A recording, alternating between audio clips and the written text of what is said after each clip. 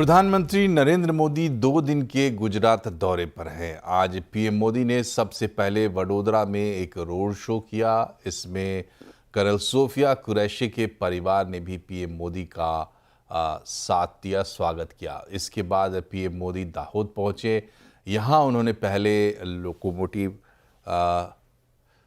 Rail कारखाने का उद्घाटन किया। इसके बाद प्रधानमंत्री रैली स्थल पर पहुंचे।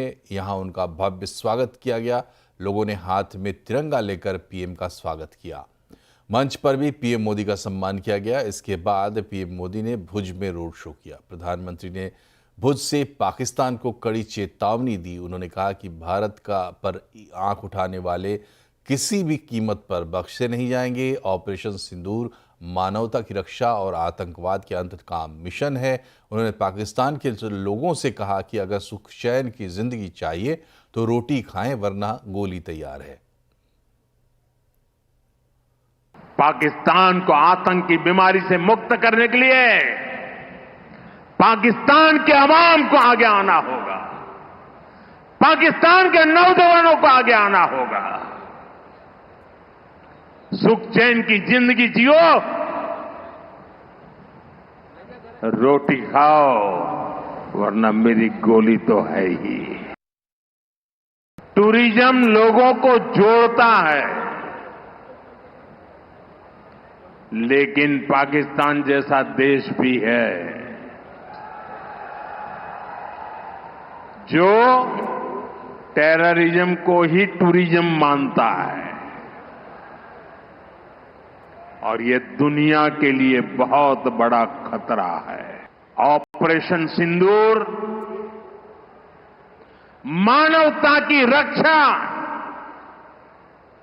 और आतंकवाद के अंत का मिशन है।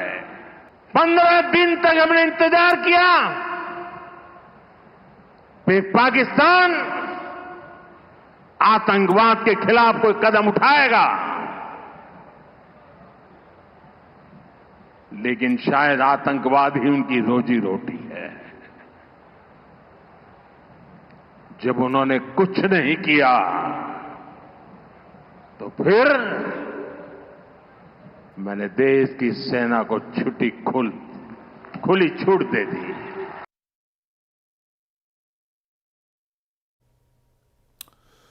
और भुज, दाहोद और वडोदरा के बाद अब नंबर है अहमदाबाद का, जहां प्रधानमंत्री नरेंद्र मोदी का रोड शो शुरू ही होने वाला है। हमारे संवाददाता केतन जोशी हमारे साथ जुड़ गए हैं। बताएं कि केतन, क्या मूड माहौल है अहमदाबाद में, क्या तैयारी है? देखिए, माहौल में आपको दिखाना चाहूंगा कि यहाँ पर थोड़ी ही क्षण में प्रधानमंत्री नरेंद्र मोदी आने वाले हैं। और यहाँ महिलाओं का उत्साह देखिए, क्योंकि ऑपरेशन सिंदूर के बाद जो महिलाओं का सम्मान बढ़ा है, उसको देखते हुए सारी महिलाएं यहाँ इकट्ठा हुई। अच्छा बताइए, आज आप यहाँ खास क्यों आई है, इसके पीछे क्या मकसद है? ऑपरेशन सिंदूर को करके जो नरेंद्र भाई ने दिखा दिया है हिंदुस्तान को और पूरे वर्ल्ड को कि हमारे हिंदू लेडी में जो सिंदूर का क्या महत्व है, वो पूरे देश और पूरी दुनिया ने जान लिया। वंदे मातरम, सिंदूर का महत्व मोदी जी सरकार ने बता दिया सब इंडिया वाले को। नमस्कार, वंदे मातरम। इसमें सबसे बड़ी भूमिका हमारे 2 भारतीय चीफ जो व्योमिका सिंह और सोफिया कुरैशी की रही है, जिसने महिला को आगे बढ़ाया है। पीएम मोदी की ये बहुत बड़ी सोच रही है। बिल्कुल, मैं कैमरामैन को बोलूंगा कि जो पूरा माहौल है ये एयरपोर्ट सर्कल है। थोड़ी देर में प्रधानमंत्री यहाँ आएंगे और इस सर्कल से आगे हुए इंदिरा ब्रिज करके एक जगह है, वहां तक ये रोड शो रहने वाला है। और 5 किलोमीटर के रोड शो में 50,000 लोग इकट्ठा हुए हैं। चारों ओर आप देखिए तो ऑपरेशन सिंदूर की यहाँ पर झलक रखी गई है, यानी कि ब्रह्मोस, तेजस। इसके अलावा प्रधानमंत्री जब हमारे जवानों को मिले तो उनके बड़े बड़े होर्डिंग्स, कटआउट। तो 5 किलोमीटर रोड की दोनों साइड पर इतने ज्यादा लोग हैं कि आप कल्पना नहीं कर सकते। तो अहमदाबाद में ये रोड शो अपने आप में खास होने वाला है। तो हम एक तरह से कह सकते हैं कि बस प्रधानमंत्री के आने का इंतजार है। उसके बाद जो रोड शो का दृश्य होगा वो अब तक के जितने भी रोड शो हो चुके होंगे उनमें से अनोखा होगा। जी चलिए, तो प्रधानमंत्री के पहुंचने का इंतजार करते हैं केतन, और वहां लोग बड़ी बेसब्री से इंतजार कर रहे हैं। फिर से जब प्रधानमंत्री आएंगे तो आपको दिखाएंगे। फिलहाल बात करते हैं मॉनसून की।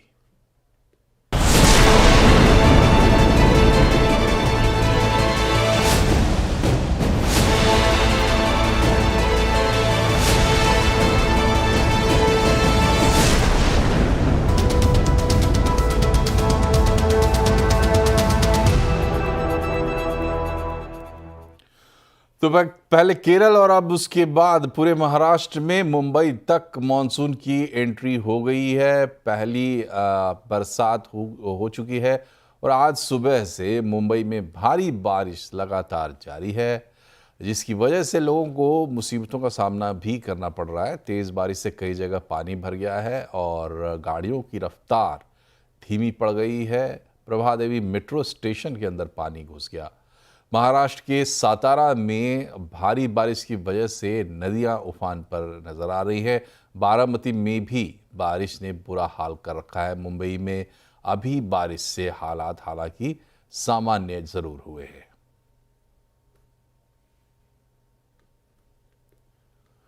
और मानसून ने मुंबई और महाराष्ट्र में वक्त से पहले दस्तक दी है। आने वाले दिनों में कैसा रहने वाला है मानसून, इस पर मौसम विभाग के डीजीएम मोहपात्रा से बात की हमारे संवाददाता असीम मंजंदा ने। मानसून की मैं बात करूं तो इस बार 8 दिन पहले केरल पहुंच गया, तो क्या उसका कोई बारिश के ऊपर असर पड़ेगा, बारिश की क्वांटिटी के ऊपर असर पड़ेगा? मानसून अभी अच्छे फेज में है अभी, और अभी मानसून लगभग साउथ इंडिया का मेजर पार्ट में अग्रसर हो चुके हैं और आज मुंबई में भी मानसून आ गया है। और हमारा पूर्वानुमान है कि और आगे मानसून बढ़ेगा अगले 3-4 दिन में। नॉर्थ ईस्टर्न स्टेट्स का मेजर पार्ट्स आज मानसून कवर कर चुके हैं। सो मानसून का एडवांस अच्छे ढंग से हो रहा है और अर्ली हो रहा है। लगभग 8 से 10 दिन मानसून आगे चल रहा है। मगर आप सीजनल रेनफॉल के साथ अभी जो मानसून एडवांस हो रहा है आप तुलना करेंगे तो ऐसे कोई 1-to-1 रिलेशन नहीं है। हमारा जो पूर्वानुमान है सीजनल रेनफॉल का वो है एबो नॉर्मल रेनफॉल 105% लॉन्ग एवरेज, जो फर्स्ट स्टेज पूर्वानुमान जारी किए थे। सेकेंड स्टेज पूर्वानुमान मानसून की जारी होगा अगले कुछ दिन के अंदर। सर, एक आखिरी सवाल, महाराष्ट्र मुंबई अगर मैं बात करूं तो मानसून 10 जून के आसपास पहुंचता था, इस बार बहुत जल्दी है, एडवांस भी बहुत स्पीड से हो रहा है। कोई असर इसका आपको दिख रहा है कि आने वाले दिनों में सुस्त पड़ सकता है मानसून या पूरा कवर कर लेगा इंडिया को? मैं लॉन्ग टर्म में नहीं बोल के मैं शॉर्ट टर्म में बोलता हूँ।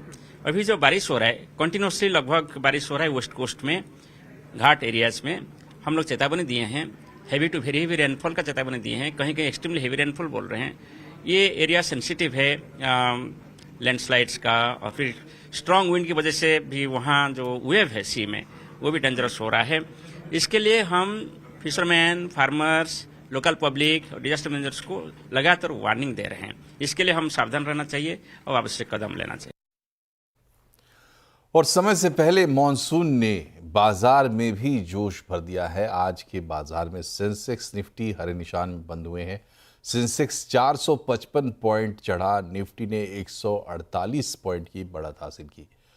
मिड कैप स्मॉल कैप शेयरों में भी खरीदारी रही। निफ्टी बैंक में भी अच्छी बढ़त देखने को मिली है। आज ऑटो, आईटी, एफएमसीजी शेयरों में खरीदारी रही। मेटल, रियल्टी, एनर्जी इंडेक्स में भी अच्छी बढ़त देखने को मिली।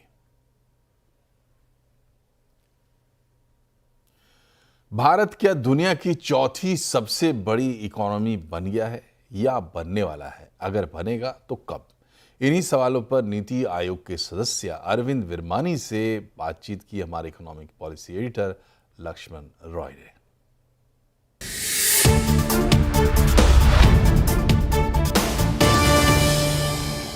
हमारे साथ बातचीत करने के लिए नीति आयोग के मेंबर डॉक्टर अरविंद विरमानी साहब। सर, आपका स्वागत है सीएनबीसी आवाज़ में। मेरा सवाल सबसे पहले ये कि पिछले 2 दिन से लगातार चर्चा ये चल रही है कि भारत चौथी बड़ी इकोनॉमी हो गई है जापान को पीछे छोड़ करके, और नीति आयोग के सीईओ ने कोट दिया कि हम लोग दुनिया की चौथी बड़ी इकोनॉमी हो गए हैं। ये डेटा मेरा नहीं है, IMF का डेटा है। लेकिन कई लोग कह रहे हैं कि IMF ने ऐसा कोई डेटा रिलीज किया नहीं है। जो रिसेंट डेटा है उसके हिसाब से भारत अभी भी चौथी इकोनॉमी बनना बाकी है।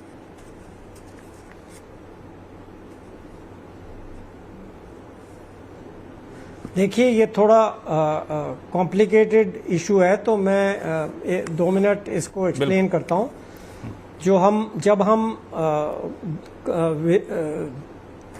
देशों के जीडीपी कंपेयर करते हैं तो उसको US डॉलर में कन्वर्ट करना पड़ता है, और जीडीपी तकरीबन हर साल तो जीडीपी निकलती है और क्वार्टरली कई देशों की होती है, मोस्ट कंट्रीज। तो जो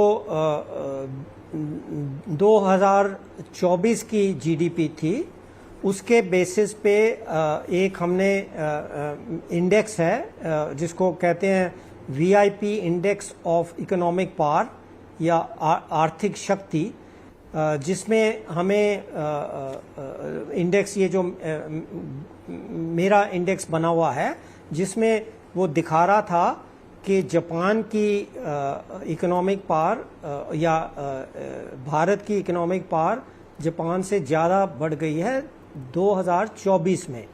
उसके बेसिस पे मैंने कहा था जो डॉलर वैल्यू है, जिसमें नॉर्मल सबकी चर्चा होती है, जो आप करते हैं, बाकी लोग करते हैं, वो भी 2025 में जापान से ज़्यादा हो जाएगी।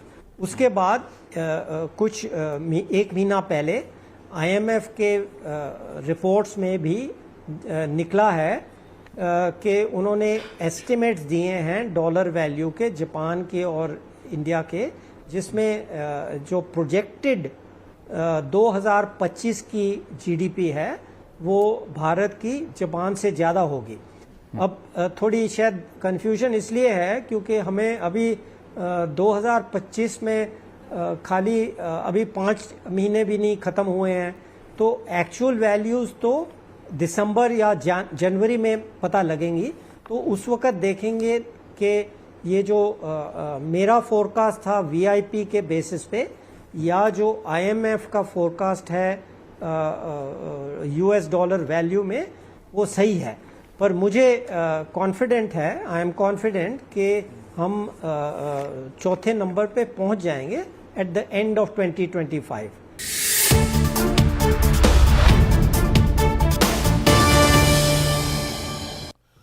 तो जीडीपी के हिसाब से इंडिया अब दुनिया की चौथी इकोनॉमी बनने ही वाली है। इतना ही नहीं, नंबर 3 का स्पॉट भी अब दूर नहीं है। तो आज आवाज अड्डा में इसी पर होगी बड़ी चर्चा। भारत चौथी बड़ी इकोनॉमी, 7:57 पर।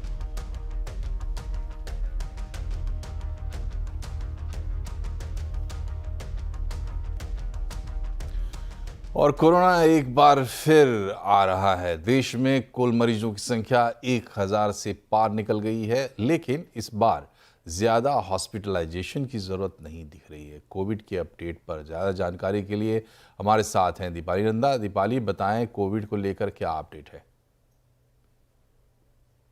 देखिए, सबसे पहले आंकड़ों के हिसाब से अगर मैं आपको बताऊं कि देश में किस तरह की स्थिति है कोविड की, तो जो एक्टिव केसेस की संख्या है वो अब 1000 के पार पहुंच गई है। और पहले की तरह इस बार भी हम देख रहे हैं सबसे ज्यादा मामले केरल में दर्ज हुए हैं। अगर यहां पर संख्या की बात की जाए तो ये 430 से ज्यादा है। इसके अलावा महाराष्ट्र और राजधानी दिल्ली में भी काफी तेजी से केसेस बढ़ते हुए दिखाई दिए हैं।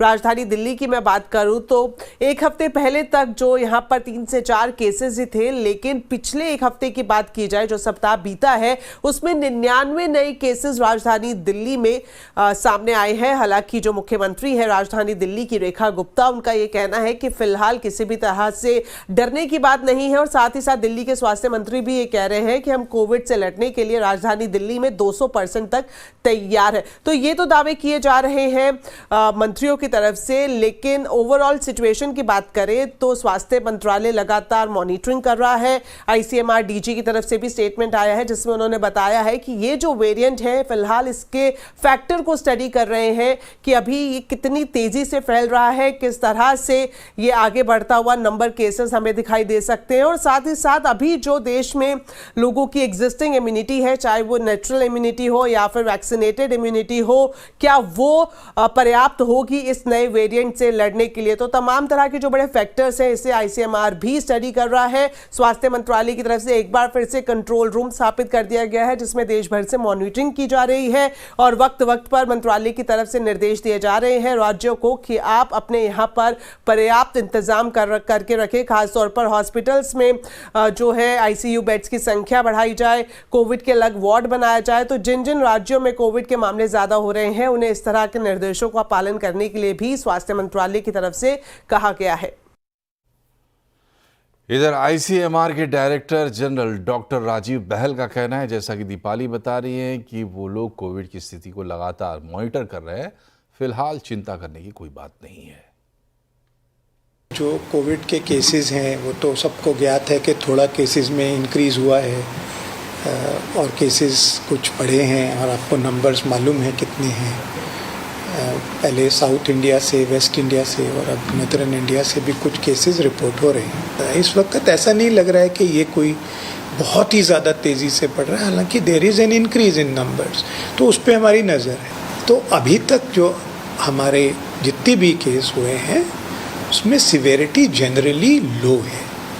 जो पुराने ओमिक्रॉन के वेरिएंट थे सर्टेनली उनसे ज़्यादा बिल्कुल नहीं है, तो कम हो सकती है, ज़्यादा नहीं है। तो ये चीज़ हमें कहते हैं कि अभी वरी करने की किसी को इसके लिए ज़रूरत नहीं है। और अभी एक छोटा सा ब्रेक, लेकिन खबरें अभी और भी हैं, बने रहिए हमारे साथ, तुरंत हाजिर होते हैं।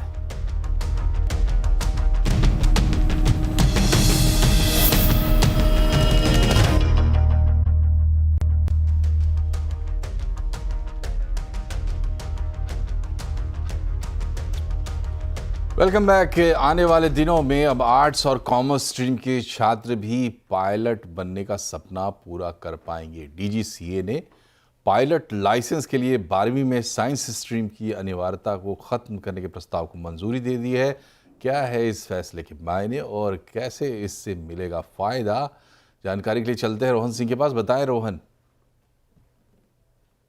जी, कमर्शियल पायलट लाइसेंसिंग की प्रक्रिया में एक बड़ा बदलाव होने जा रहा है। डीजीसी और सिविल एविएशन मिनिस्ट्री कक्षा 12वीं में साइंस की रिक्वायरमेंट खत्म करने जा रही है। अगर जिसे भी कमर्शियल पायलट लाइसेंस चाहिए, दुनिया के किसी भी देश में इस तरह की रिक्वायरमेंट नहीं थी, लेकिन भारत में अभी भी ये रिक्वायरमेंट थी और काफ़ी समय से इसे रिव्यू करने की मांग चल रही थी। तो अब डीजीसीए ने इसे रिव्यू किया और पाया है कि इसकी कोई ज़रूरत नहीं है। तो अब किसी भी स्ट्रीम के छात्र हो 12वीं में, चाहे वो आर्ट्स हो, कॉमर्स हो, वो सभी कमर्शियल पायलट लाइसेंस के लिए अप्लाई कर सकेंगे, बशर्ते वो मेडिकल और जो बाकी एलिजिबिलिटी क्राइटेरिया है अगर उसे पूरा करते हैं। तो इसकी ज़रूरत क्यों पड़ी थी? क्योंकि भारत में इस वक्त पायलट्स की भारी कमी है। कई सारे जो छात्र हैं वो दूसरे देशों में जाते हैं करोड़ रुपए खर्च करके पायलट का लाइसेंस लेने के लिए।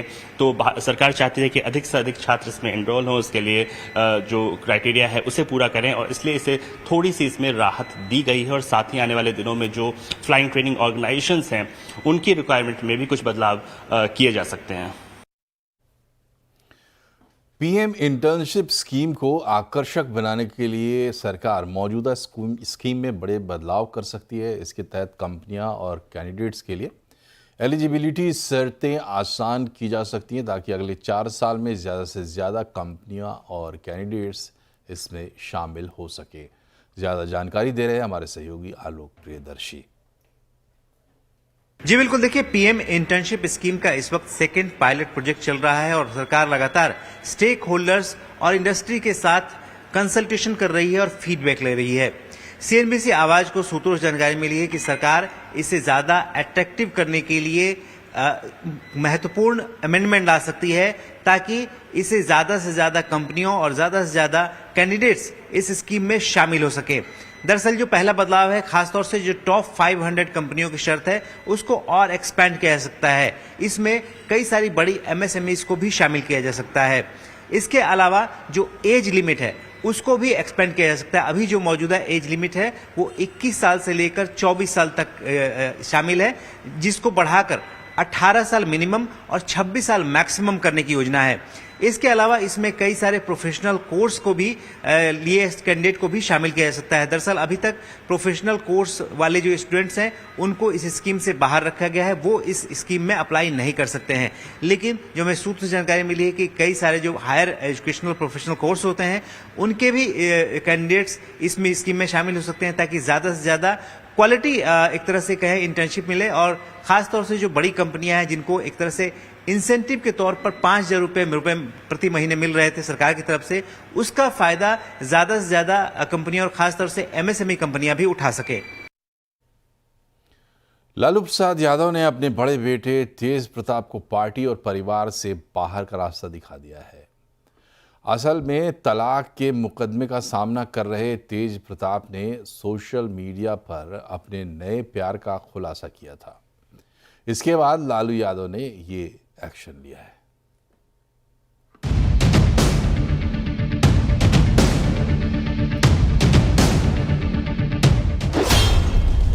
बेटे के खिलाफ लालू प्रसाद यादव का एक्शन।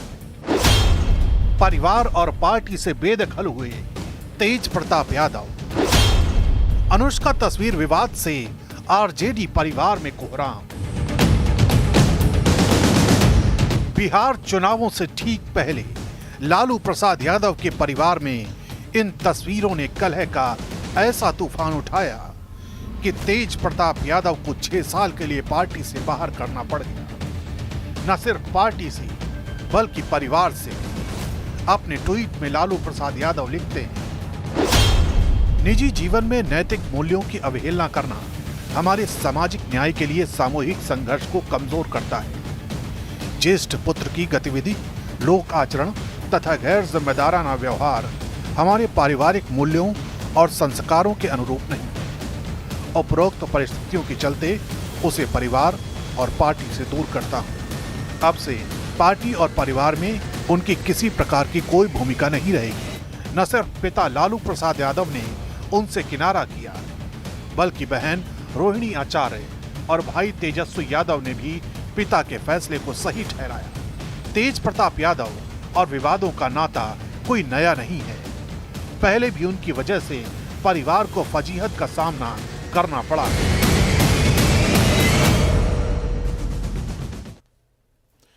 और इसी के साथ इस बुलेटिन में फिलहाल इतना ही, लेकिन खबरों पर लगातार अपडेट रहिए और इसके लिए जुड़े रहिए CNBC आवाज से हमारे सोशल मीडिया हैंडल्स के जरिए। नमस्कार।